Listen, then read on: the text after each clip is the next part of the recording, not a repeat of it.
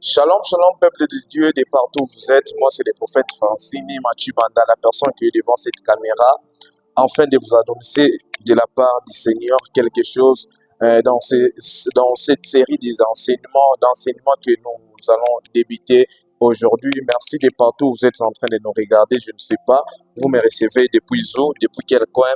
Merci beaucoup. Je vous demanderai au moins de vous abonner ainsi que de partager. J'arrive au moins ce moment d'enseignement qui nous sera qui vous sera présenté par la personne qui est devant ces tuches métalliques ou soit qui est devant cette caméra, afin de vous annoncer la paix du Seigneur. Moi, c'est le prophète Francine Matibanda. C'est bel et bien mon nom. Merci beaucoup de partout où vous êtes en train de nous réceptionner. J'aimerais avant toute chose qu'on puisse au moins bénir les noms de Dieu, que nous disons au moins merci à Dieu pour ces merveilleux programmes, pour cette occasion qu'il nous a donnée. Prions au nom de Jésus-Christ. Dieu de gloire, Dieu de grâce, nous te disons merci. Que ton nom soit béni, que ton nom soit loué, mais qu'on vient encore de nous retrouver cet avant-midi, cet après-midi, peu importe l'heure à laquelle on va me recevoir, mais nous te bénissons, Dieu de gloire, parce que tu es merveilleux, parce que tu es glorieux, parce que tu es puissant, Père éternel. Que ton nom soit béni, que ton nom soit élevé, que ton nom soit couronné de gloire et de grâce, Père éternel. Que toute chose qui va se passer soit au moins au centre, que tu sois au centre des gravités et toute chose soit au moins basée sur ta parole, ainsi que ta connaissance, sur ta seigneurie, ainsi que ta puissance, que tu te manifestes, que tu te révèles au nom de Jésus. Amen. Tu peux acclamer là où tu es, que le Dieu des esprits des prophètes puisse au moins vous bénir. Merci beaucoup de partout où vous êtes. Mon thème de cet enseignement, ou soit mon thème d'aujourd'hui, je vais parler sur la crainte de l'Éternel, une source de vie pour nous. Sans plus tarder, nous sommes dans les livres des Proverbes, chapitre 14, le verset 27. Qu'est-ce que la Bible nous dit? Proverbe chapitre 14, le verset 26. La Bible nous dit ceci: la crainte de l'Éternel est une source de vie, virgule, pour, pour, pour détourner, des pièges de la mort. Parole du Seigneur. Amen. Je peux quand même les relire afin que nous ayons une meilleure compréhension. La crainte de l'Éternel est une source de vie pour nous détourner de tout piège de la mort. Parole du Seigneur, que le nom de Dieu soit béni. Merci beaucoup de partout où vous êtes. Je suis en train de parler de la crainte du Seigneur comme étant une source de vie pour nous. Bien aimés dans le Seigneur, vous allez comprendre que c'est un thème qui est vaste, c'est un thème peut-être tu as déjà entendu parler de ça, mais j'aimerais par la puissance ainsi que la connaissance que le bon Dieu nous a donné, qu'on puisse les partager encore ce soir ou bien cet avant-midi, peu importe l'heure à laquelle vous êtes en train de me réceptionner chez vous. Donc, j'aimerais les partager, je te demanderai d'avoir un bloc-notes incarné dans lequel tu vas noter quelque chose que Dieu nous a mis à cœur afin de les partager avec vous. Nous sommes en train de parler ici, c'est dans les livres des Proverbes, le sage Salomon est en train de nous dire que la crainte de l'Éternel est une source de vie, qui nous détourne de tout piège de la mort, est une source de vie. Pourquoi nous parlons de la crainte de l'Éternel? Parce que nous savons tous que la crainte de l'Éternel est le commencement de la sagesse de Dieu. C'est ce que la Bible nous dit dans Psaume, que la crainte de l'Éternel est le commencement de la sagesse de Dieu. Donc, celui qui craint l'Éternel, il a la sagesse de Dieu qui remplit sa vie, la sagesse de Dieu qui remplisse au moins tout ce qu'il est en train d'entreprendre. Je dirais même, il est rempli de la sagesse de Dieu parce que la sagesse de Dieu a comme débit la crainte de l'Éternel. Toute personne qui craint l'Éternel ou toute personne qui craint Dieu, il a la sagesse de Dieu en lui parce que c'est au travers de la crainte de Dieu que la sagesse de Dieu trouve au moins un débit ou bien un départ dans la vie de quelconque personne. Alors, la crainte de Dieu, elle est différente de la peur qu'on peut avoir. La crainte de Dieu, il faut dissocier au moins les mots peur ainsi que la crainte de Dieu. Tout celui qui craint Dieu n'a pas peur de Dieu, mais il aime Dieu. La crainte de Dieu, c'est l'amour que nous exprimons envers Dieu en observant, tous les commandements que Dieu nous a donnés, ou soit en observant tous les préceptes que Dieu nous a donnés, en observant tout ce que Dieu nous a donné comme étant recommandation à suivre, et à ne pas toucher à tout interdit, à tout ce que Dieu nous a interdit. La crainte de Dieu, c'est l'amour que l'homme exprime envers son Dieu, afin de s'abstenir à un mal quelconque, afin de s'abstenir à ce que Dieu a donné comme étant commandement, ou soit à ce que Dieu a donné, je dirais comment, à tout ce qui est interdit par Dieu. Donc, la crainte de l'Éternel, je dirais, c'est une reconnaissance, je peux dire ça, la crainte de l'Éternel est cette reconnaissance de l'autorité de Dieu à nous. Je dirais, la crainte de l'Éternel est cette reconnaissance de l'autorité de Dieu sur nous. Donc, toute personne qui reconnaît au moins l'autorité de Dieu sur lui, ou toute personne qui reconnaît l'autorité de Dieu sur elle, cette personne est là la crainte de l'Éternel. Alors, la plupart des personnes vont nous dire, ou soit la plupart des personnes vont nous dire que nous avons la crainte de l'Éternel à nous, pourquoi les mal nous arrivent, pourquoi nous n'arrivons pas à vivre certaines choses, ou soit pourquoi nous n'arrivons pas à vivre certains miracles dans nos vies. La crainte de l'Éternel, laisse-moi te dire que la crainte de l'Éternel est cette reconnaissance quand la personne reconnaît, quand la personne découvre que Dieu a une autorité sur elle. Quand la personne sait reconnaître l'autorité de Dieu sur lui, cela veut dire quoi? La personne se met sous la conduite, sous l'orientation de Dieu, ou sous la direction ou les directives de Dieu. Écoutez, dans le jardin d'Éden, j'arrive, dans le jardin d'Éden, j'arrive, en ce qui concerne le jardin d'Éden plutôt, lors de la création, lorsque Dieu a créé Adam, lorsque Dieu a soutiré Ève des côtes d'Adam, la Bible nous dit quoi? Dieu les a donné la recommandation. Donc, Dieu les a donné une ligne de conduite sur laquelle l'homme ainsi que la femme devraient prendre, soit devraient suivre la marche pour faire une bonne marche, afin de ne pas tomber dans les pièges de l'ennemi. Donc, toute personne qui se met sous la conduite ou dans la lignée, ou soit dans la ligne de conduite de Dieu, cette personne respecte normalement l'autorité de Dieu sur elle. Alors, quand la personne ne respecte pas l'autorité de Dieu sur elle, c'est alors que certains malheurs sont en train d'arriver sur la vie, ou soit la personne se retrouve en train de subir, ou soit en train d'être assujetti par un malheur quelconque. Pourquoi?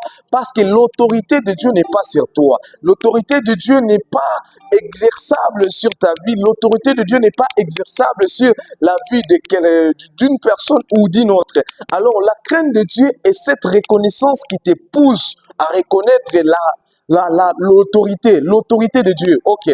Et cette reconnaissance qui te pousse à comprendre l'autorité de Dieu sur toi, c'est ça même la crainte de l'Éternel, ou soit la crainte de Dieu. Écoutez, d'une autre aussi manière, la définition, je suis en train de définir les mots, les concepts crainte de l'Éternel. Permettez-moi, je vais les définir selon ma compréhension, selon aussi ce que Dieu nous a donné comme étant pensé au cœur. Et la crainte de l'Éternel, c'est une façon ou une manière où nous témoignons notre honneur à Dieu. Donc, c'est une façon aussi que l'homme est en train de témoigner son honneur à Dieu. Écoutez, quand la personne n'a pas encore reconnu, ou soit n'a pas encore témoigné les honneurs ou rendre les honneurs à Dieu, il lui est difficile, ou soit il est difficile pour nous que nous puissions comprendre que cette personne est en train de marcher, ou soit cette personne vit dans la crainte de l'Éternel. Quand la personne n'honore pas Dieu dans sa vie, donc il n'a jamais connu la crainte de Dieu en lui, ou soit la crainte de Dieu n'est pas en lui. Écoutez, ici, le sage Salomon est en train de nous dire, la crainte de l'Éternel est une source de vie. Écoutez, pour que la crainte de l'Éternel devienne une source de vie pour toi, la première des choses est celle de savoir que tu dois reconnaître l'autorité de Dieu sur toi.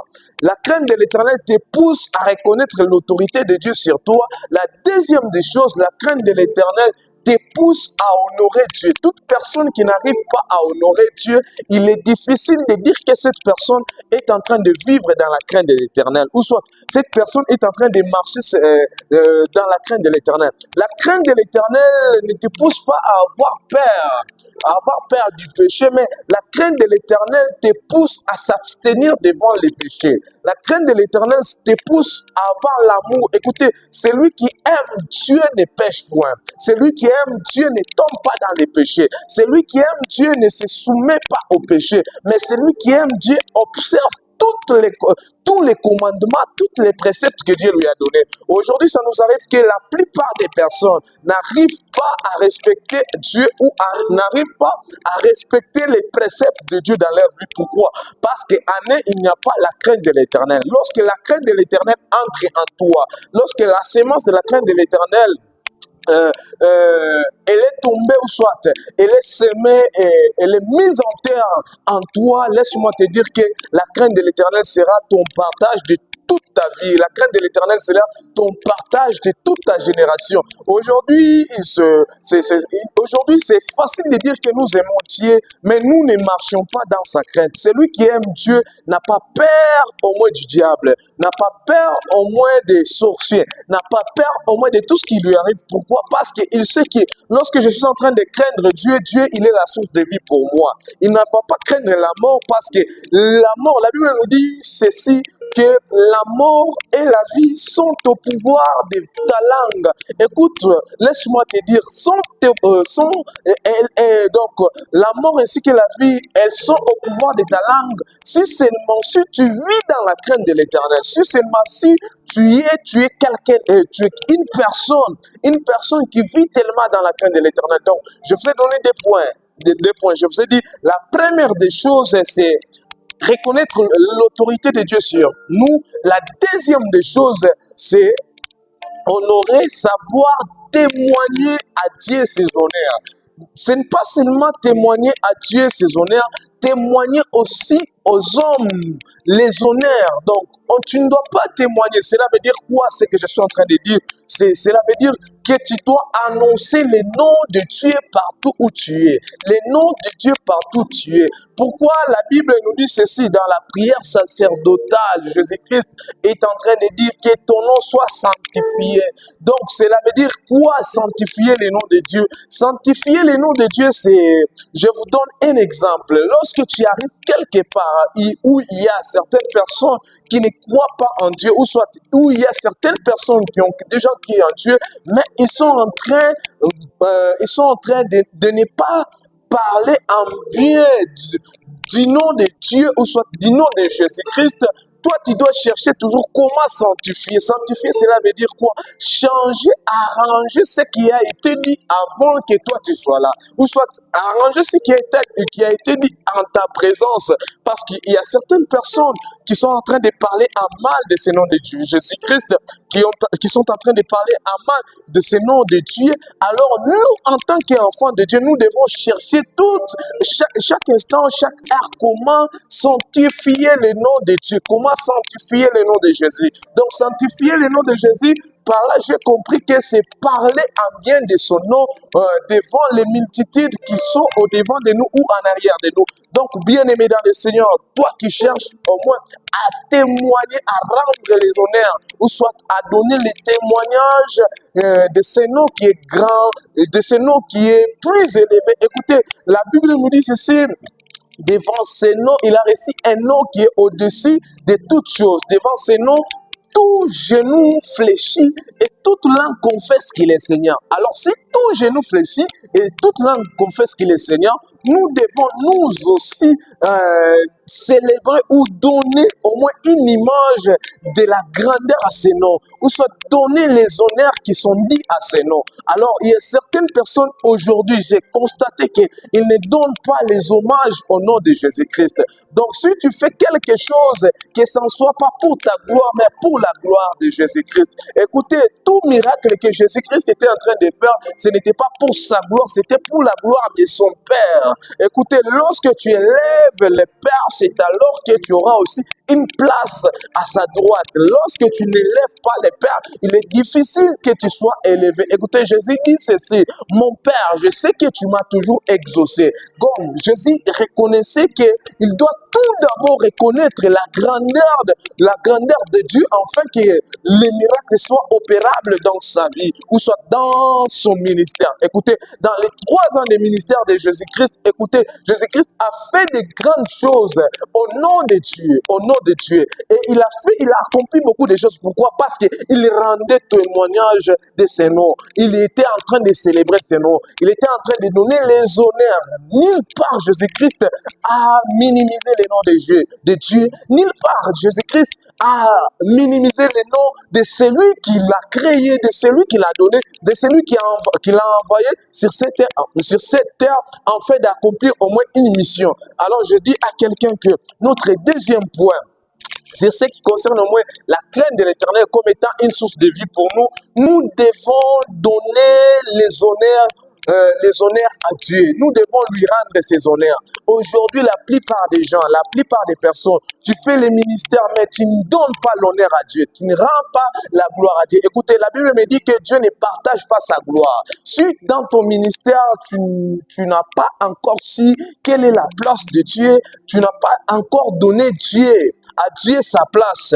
Donc, il est difficile que Dieu puisse au moins accomplir de grandes choses avec toi. C'est pourquoi tu vas voir que ça semblait aller, ça semblait évoluer, ça semblait connaître une ascension. Depuis un certain temps, tu es devenu stagnant, tu es devenu statique, tu n'es plus dynamique comme avant. Pourquoi? Parce que Dieu n'a pas encore trouvé la place ou sa place véritable au sein de ton ministère. Au sein de ton ministère. Beaucoup de personnes aujourd'hui commettent au moins cette erreur. Un peu de gloire, un peu d'élévation, tu oublies la place de Dieu dans ton ministère. Un peu d'ascension, tu oublies la place de Dieu dans ton ministère. Alors je te dis, bien-aimé, toi qui me suis, donne la place à Dieu. Donne la place à Dieu. Laisse-lui sa place. Laisse-lui sa place. C'est alors que tu vas voir que ton ministère ira de gloire en gloire. Écoutez, David est en train de dire dans Psaume 23, l'Éternel est mon berger et je ne manquerai de rien. Donc, lorsque la personne reconnaît que Dieu, il est son berger, or, on sait tous quand on parle d'un berger, nous voyons la bergerie. Et lorsque nous voyons la bergerie, nous trouvons dans la bergerie les brebis. Donc, David a reconnu qu'il est une brebis dans une bergerie. Il est une brebis dans une bergerie. C'est alors que vous allez constater que la royauté de David, c'était une royauté qui était extraordinaire, exceptionnelle.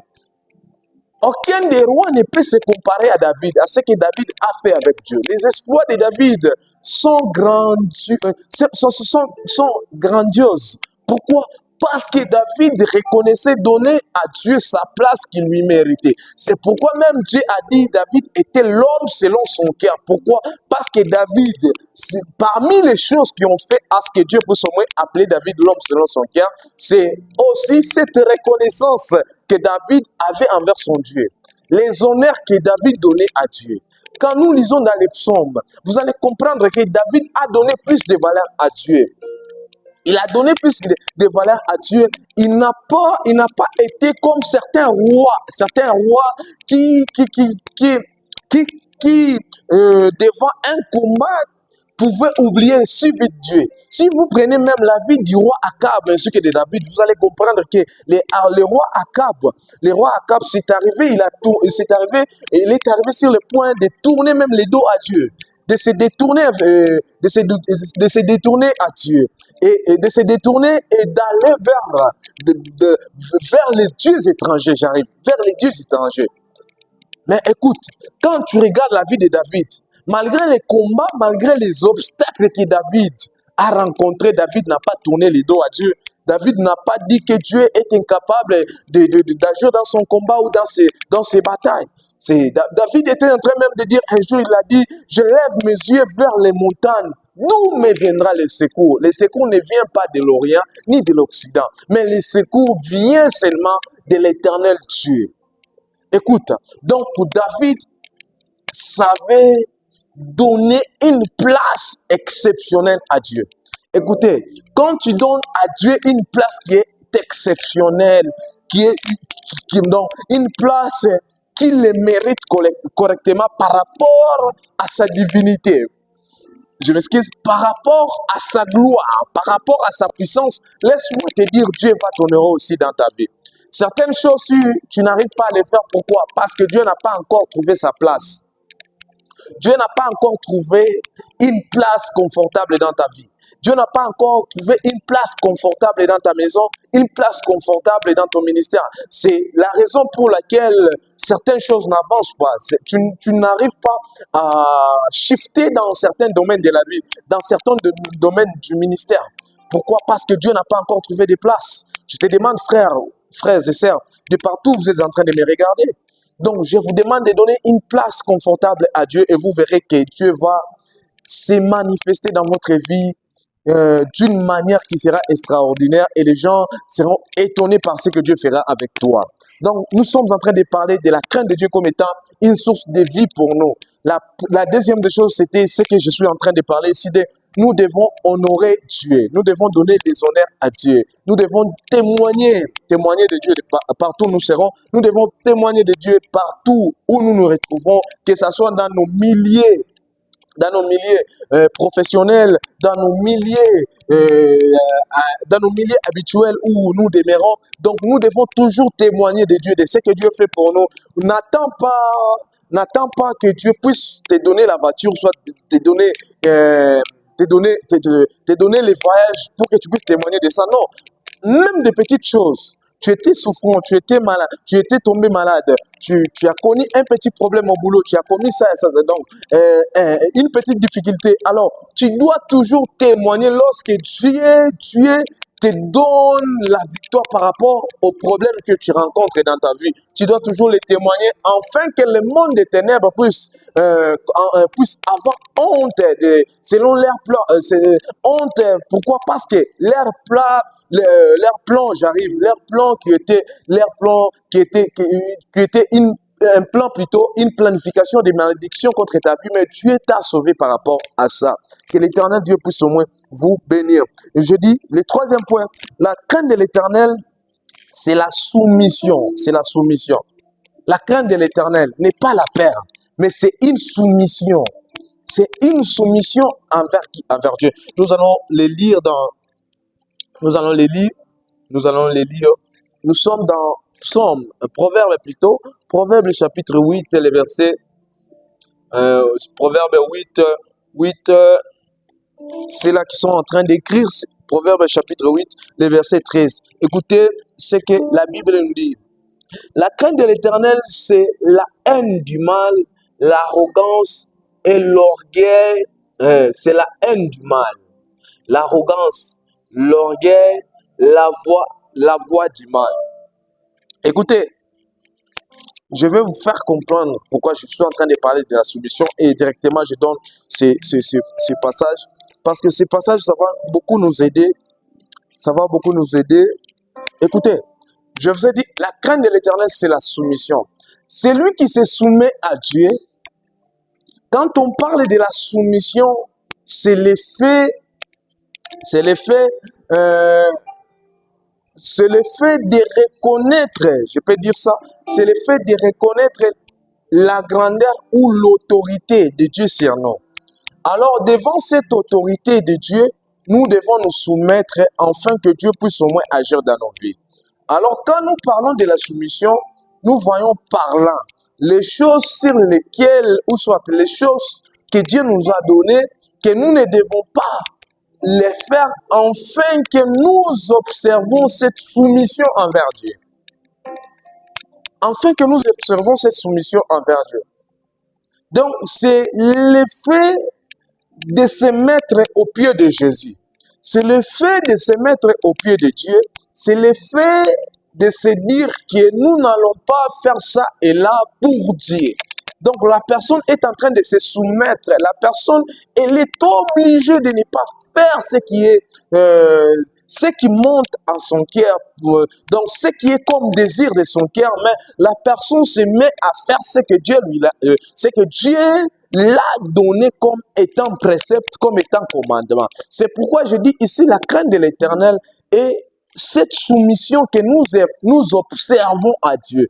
Quand tu n'as pas encore, je dirais, quand tu n'as pas encore eu le temps de se soumettre à Dieu, il est difficile de parler de la crainte de Dieu. La plupart des personnes aujourd'hui nous disent que nous craignons Dieu, nous marchons selon la volonté de Dieu, mais la plupart des gens ne vivent pas dans la soumission. La soumission, c'est donc c'est l'effet d'abandonner, ou soit l'effet de s'abandonner totalement à Dieu. Et que Dieu prenne au moins contrôle de nos vies. C'est pourquoi ici on nous dit la crainte de l'Éternel. La crainte de l'Éternel, on nous dit la crainte de l'Éternel, c'est la haine du mal. C'est la haine du mal. Toute personne qui est le mal, cette personne se soumet à Dieu. Parce que Dieu n'aime pas le mal. Dieu n'aime pas les péchés. Mais Dieu aime les pécheurs. Dieu haït les péchés, mais il aime les pécheurs. Pourquoi? Parce que les pécheurs, c'est sa créature. Cette personne qui pêche, cette personne, elle ne s'est pas auto-créée, auto-proclamée sur cette terre. Donc, cette personne, elle est venue à l'aide de Dieu. Quand Dieu a pris la résolution, il a dit, faisons l'homme à notre image ainsi qu'à notre ressemblance. C'est dans Genèse chapitre 1, le verset 26. Alors, Dieu haït le mal, ou soit Dieu haït les péchés, mais il aime les pécheurs. Alors, comme Dieu haït les péchés, il aime les pécheurs, alors les pécheurs doivent se soumettre à Dieu, doivent se soumettre. La soumission, c'est l'abandon total, s'abandonner totalement à Dieu. Tu abandonnes les péchés, tu abandonnes les mal, tout ce que tu faisais. C'est pourquoi ici, on nous dit, le proverbe est en train de nous dire que il nous dit que la crainte de l'Éternel, c'est la haine du mal, c'est la haine de l'arrogance, c'est la haine de l'orgueil, c'est la haine de toute voie du mal. Lorsque la personne est toute voie du mal, cela veut dire que cette personne vit dans la soumission, ou soit cette personne vit la soumission de Dieu en lui ou en elle. Parole du Seigneur. Parole du Seigneur. Bien-aimé, je suis en train de dire à quelqu'un que si tu te soumets à Dieu, ou soit si tu vis sous la soumission, tu es dans la soumission de Dieu, la crainte de l'Éternel est une source de vie pour toi. Est une source de vie pour toi, une source de vie pour toi qui te détourne de tout piège de la mort. Pourquoi? Parce que le diable a déjà mis des pièges de la mort. Alors, pour te détourner de tous ces pièges de la mort, de tous ces obstacles qui vont t'amener vers la mort, tu dois avoir en toi la crainte de l'Éternel pour te donner la vie. Alors, si tu n'as pas la crainte de l'Éternel en toi, il est impossible d'avoir la vie. Écoutez, quelque part, écoutez, j'aime ça. Quelque part, on nous dit que la crainte de l'Éternel est en train d'augmenter nos jours sur cette terre. Nous allons les lire. Ça, c'est important de lire. C'est important de lire. Cherchons d'abord dans Proverbe chapitre 9, verset 10. Non, Proverbe chapitre 15 d'abord. Proverbe chapitre 15. Nous allons comprendre que la crainte de l'Éternel est...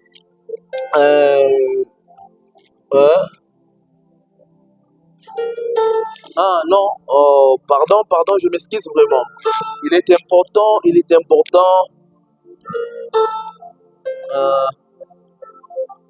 Proverbe chapitre 10. C'est dans Proverbe chapitre 10.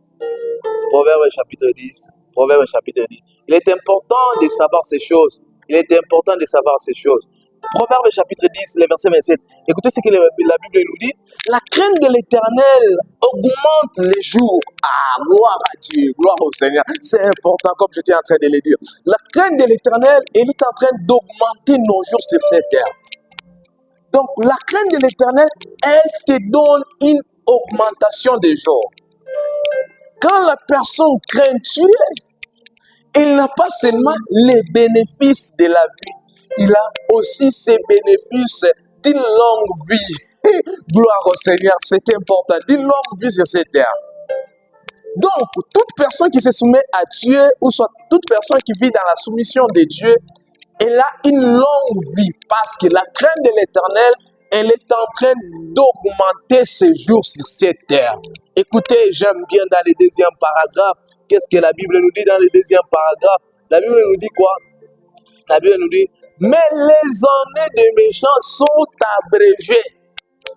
Les années de toute personne qui ne craint pas Dieu, leurs années, elles sont abrégées. Cela veut dire, leurs années, elles sont comptées. Elles sont comptées. Elles sont comptées. Pourquoi? Parce qu'année, il n'y a pas je dirais, cette assurance d'une longue vie sur cette terre. Il n'y a pas cette assurance. Vu qu'ils ne craignent pas Dieu, vu qu'ils n'ont pas la crainte de Dieu en eux. Alors ma prière de ce soir ou ma prière de ce matin est que la crainte de Dieu soit au moins une source de vie dans ta vie, une source de vie pour toi, une source de vie pour ton travail, une source de vie pour tes activités, une source de vie pour tout ce que tu es en train d'entreprendre. Que le Dieu des esprits des prophètes vous bénir. Je pense que cet enseignement, ça a aidé une personne, une maman, un frère, une sœur,